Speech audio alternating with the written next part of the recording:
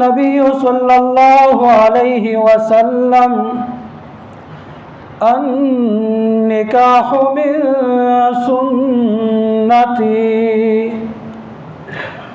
وقال النبي صلى الله عليه وسلم فمن رغب عن سنتي فليس مني۔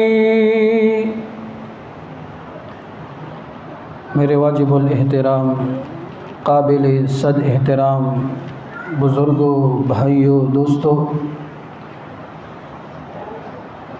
باہر سے لائے ہوئے جماعت کی صورت میں مہمان گرامی،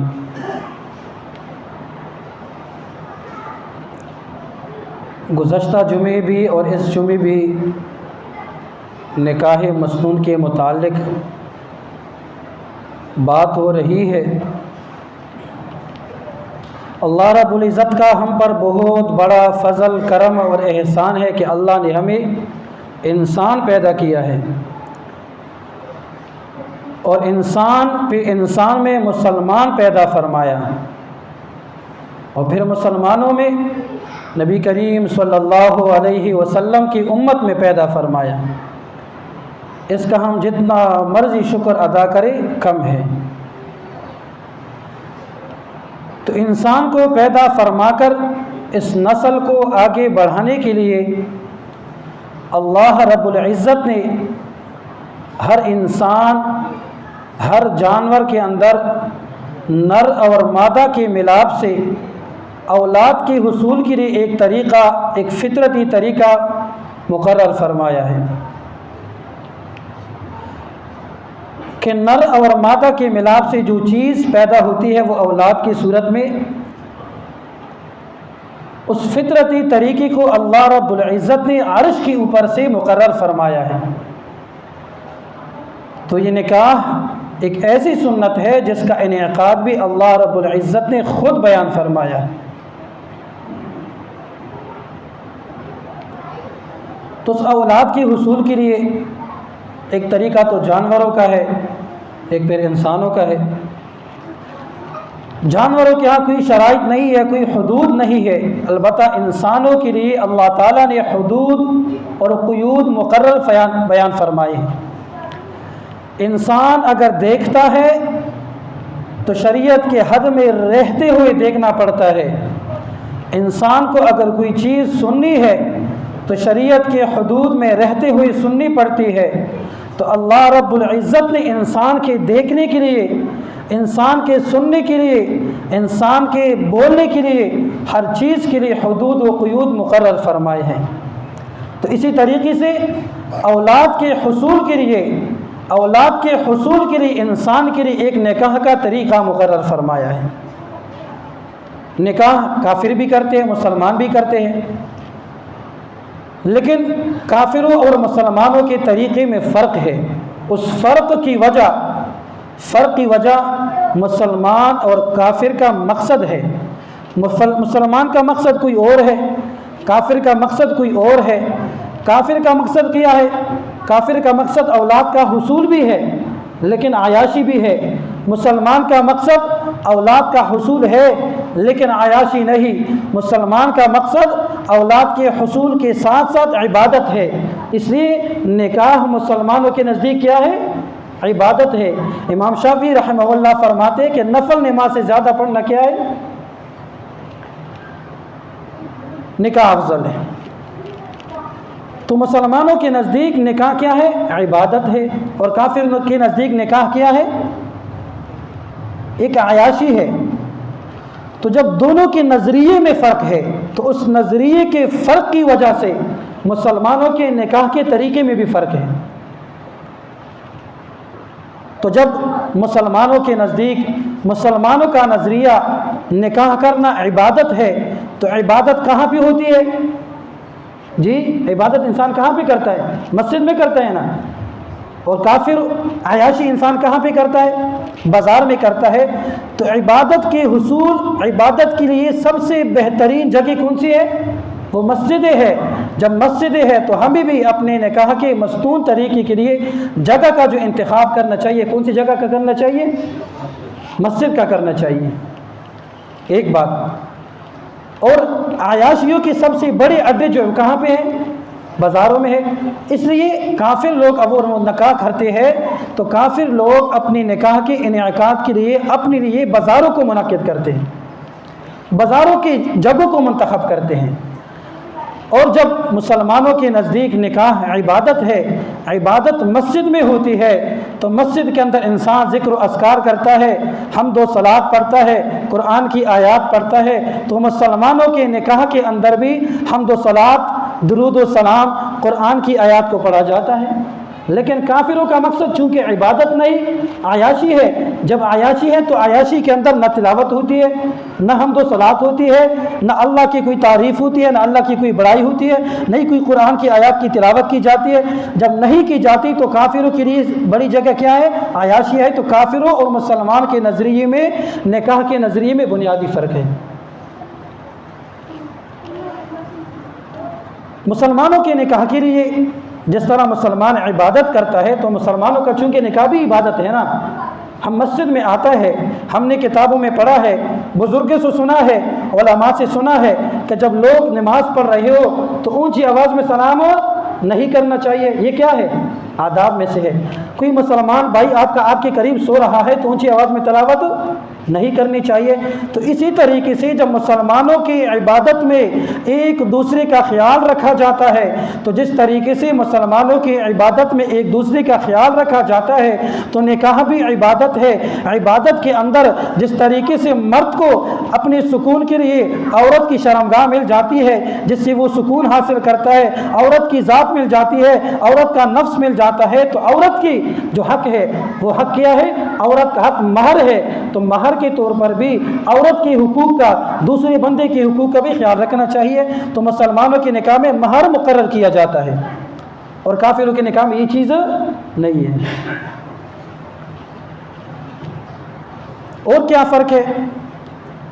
اور فرق یہ ہے کہ مسلمانوں کا نکاح شریعت کے حدود کے اندر، طریقے کے اندر رہتے ہوئے ہوتا ہے، اور کافروں کے نکاح میں یہ چیز نہیں ہوتی، اس میں کوئی طریقے کا کوئی اس کا لحاظ نہیں رکھا جاتا۔ تو جب ہم نے مان لیا کہ مسلمانوں کے نزدیک نکاح کا نظریہ اور ہے، کافروں کے نزدیک نکاح کا نظریہ اور ہے، مسلمانوں کے نزدیک نکاح عبادت ہے، کافروں کے نزدیک نکاح عبادت نہیں، تو مسلمانوں اور کافروں نکاح میں بہت بڑا فرق ہے۔ جب ہم نے مان لیا تو ہمیں اس بات کا بھی ادراک کرنا چاہیے، تو ہمارا نکاح بھی کس کے مطابق ہونا چاہیے؟ سنت کے مطابق، شریعت کے مطابق ہونا چاہیے، نبی کریم صلی اللہ علیہ وسلم کے طریقوں کے مطابق ہونا چاہیے۔ ہم اس بات کو تسلیم کرتے ہیں کہ نہیں کرتے؟ کرتے ہیں نا۔ تو شریعت کا طریقہ کیا ہے؟ سنت کا طریقہ کیا ہے؟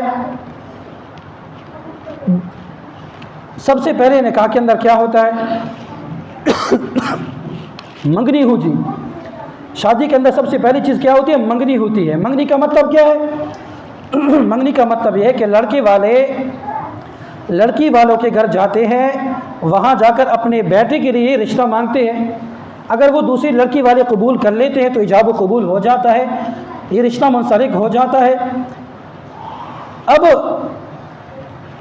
جو ہمارے ذہنوں میں جو چیز چل رہی ہے وہ کیا چیز ہے؟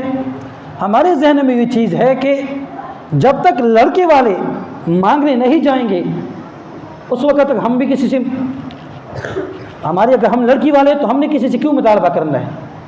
ہماری سوچ کے اندر، فکر کے اندر یہ چیز ہے، ہم یہ سمجھتے ہیں اگر ہم لڑکی والے ہیں تو ہمارے لیے لڑکے والوں کی طرف سے رشتہ آنا چاہیے، ہم خود کیوں جائیں؟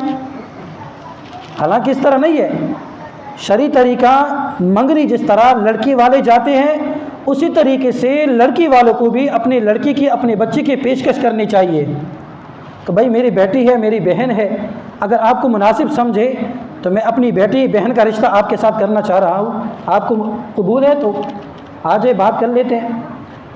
لیکن ہمارے معاشرے کے اندر اس بات کو برا سمجھا جاتا ہے، اس میں کوئی عیب نہیں ہے، یہ کوئی شریعت کے خلاف نہیں۔ اگر لڑکی والے رشتہ کی پیشکش کرنے جاتے ہیں تو یہ بھی شریعت کے مطابق ہے، اس کو بھی منگنی کہتے ہیں۔ اور دوسرا جو ہمارے رسم و رواج کے اندر ہے، اللہ نہ کرے جب منگنی ہو جاتی ہے تو منگنی کے اوپر ہم کیا کرتے ہیں؟ तोहफे तहाइफ लेकर जाते हैं, घड़ियाँ लेकर जाते हैं, अशिया लेकर जाते हैं। लड़की वालों के घर जाते हैं तो कपड़े सूट चीज़ें लेकर जाते हैं। लड़के वालों के यहाँ आते हैं तो उधर सामान लेकर आते हैं।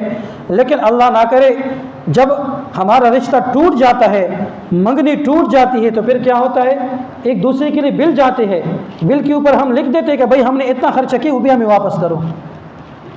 यहाँ तक कि बाज़ तो इतने बेहिस लोग होते हैं, वो क्या करते हैं, जो मेहमान घर में आए होते हैं उनको खाना खिलाया होता है, उसका भी बिल बना के पेश करते हैं कि हमने आपको इतने पैसों का खाना खिलाया, वो पैसे भी हमें दे दो।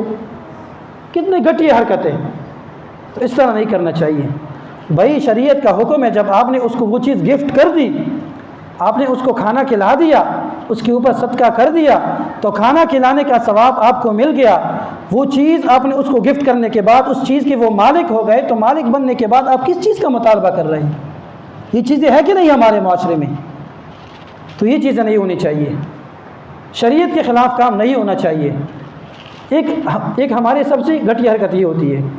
दूसरा हम क्या करते हैं, दूसरी चीज़ हम ये करते हैं कि जब मंगनी हो जाती है, मंगनी के बाद आम तौर पर लड़के वालों की तरफ से ये इसरार होता है, लड़के का इसरार होता है, अगर वो शरीयत ने उसने कुछ ना कुछ शरीयत को पढ़ा होता है कि मैंने लड़की को देखना है, तो लड़की को देखना शरीयत में कोई ऐब नहीं है, शरअन बिल्कुल जायज़ है।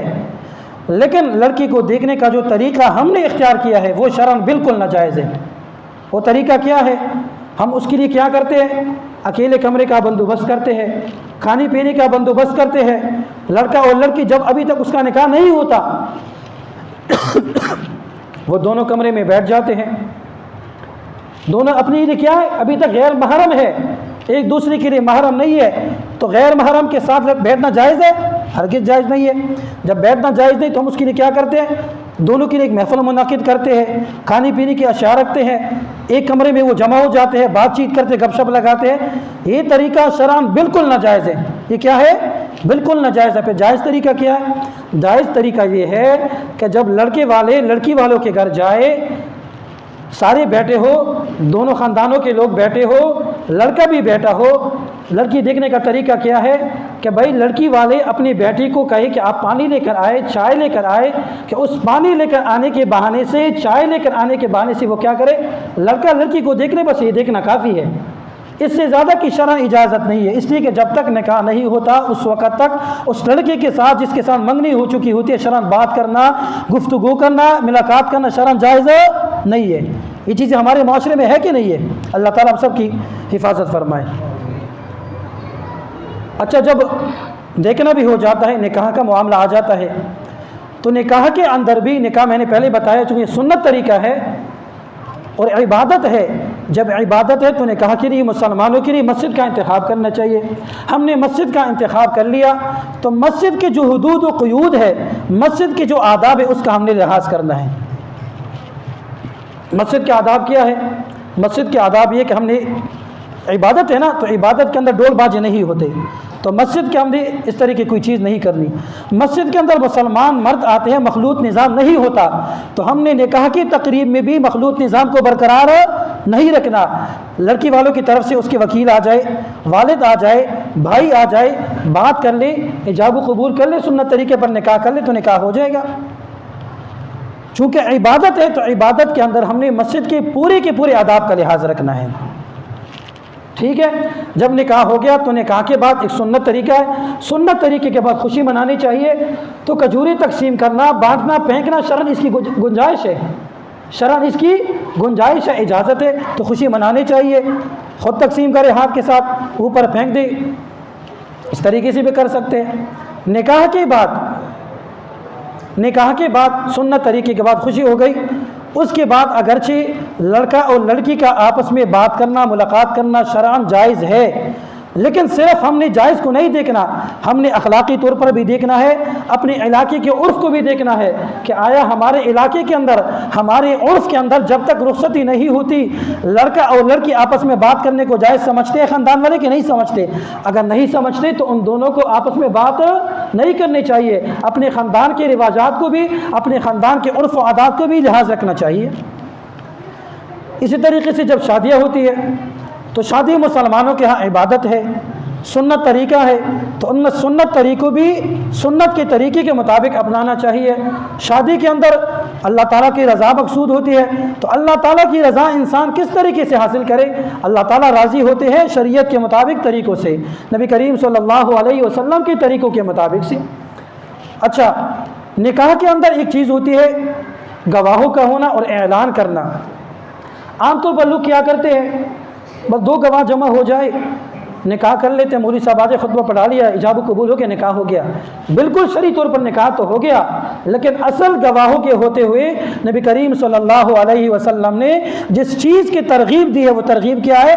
اعلنوا النکاح ولو بالدف، نکاح کا اعلان کرنا ہے تاکہ دونوں خاندانوں کے لوگوں کو پتہ چل جائے کہ ان دونوں کا آپس میں نکاح ہو رہا ہے، سنت طریقے پر عمل ہو رہا ہے، اس بچے اور بچی کے آپس میں شادی ہو رہی ہے۔ تو اس شادی کے اعلان کے لیے انسان کو طریقہ اپنانا چاہیے، اس کا اظہار کرنا چاہیے، لوگوں کو بتانا چاہیے، اس کو چھپانا نہیں چاہیے۔ اسی طریقے پر نکاح کے اندر مسلمان، میں نے پہلے بتایا کہ جس طریقے سے مسلمانوں کا نکاح عبادت ہے، تو عبادت کے اندر ایک دوسرے کے حقوق کا خیال رکھا جاتا ہے، تو نکاح کے اندر بھی لڑکے کی حقوق کا پورا خیال رکھنا چاہیے۔ صرف جانوروں کی طرح نہیں کہ انسان اپنے مزے اڑائے اور لڑکی کے حقوق کا بالکل بھی لحاظ نہ ہو۔ تو مہر مقرر کیا جاتا ہے شریعت کی طرف سے۔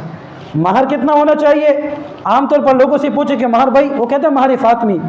ہم مہر فاطمی کا انکار نہیں کرتے، لیکن نبی کریم صلی اللہ علیہ وسلم کی باقی 3 بیٹیوں کو بھی تو دیکھیں۔ آپ صلی اللہ علیہ وسلم کی کتنی بیٹیاں تھیں؟ 4 بیٹیاں تھیں۔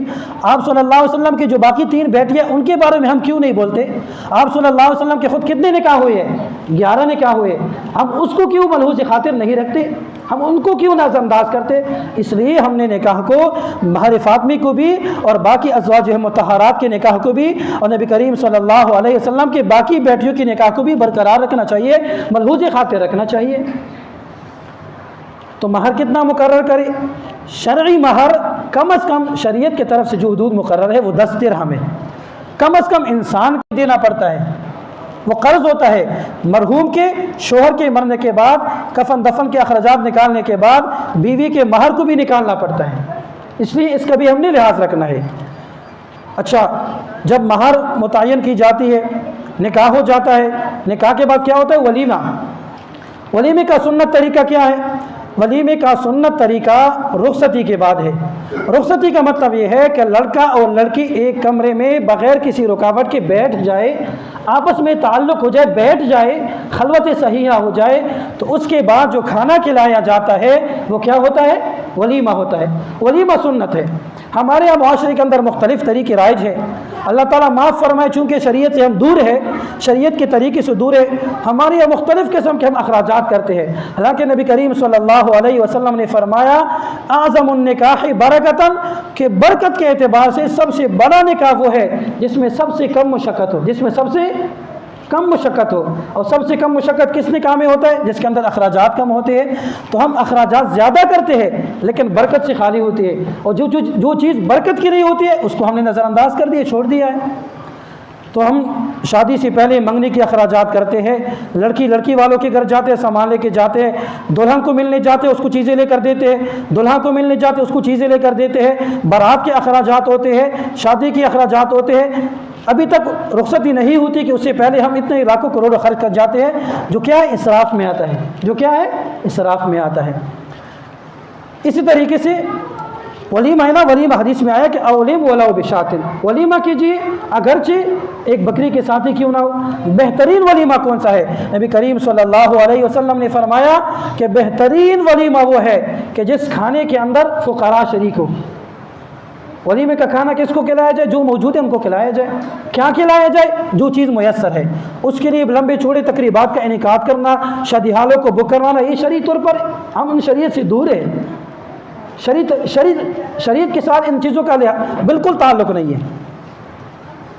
اور ولیمے کے بعد یا ولیمے سے پہلے جو ہم بارات کا انعقاد کرتے ہیں، بارات کا مطلب کیا ہے؟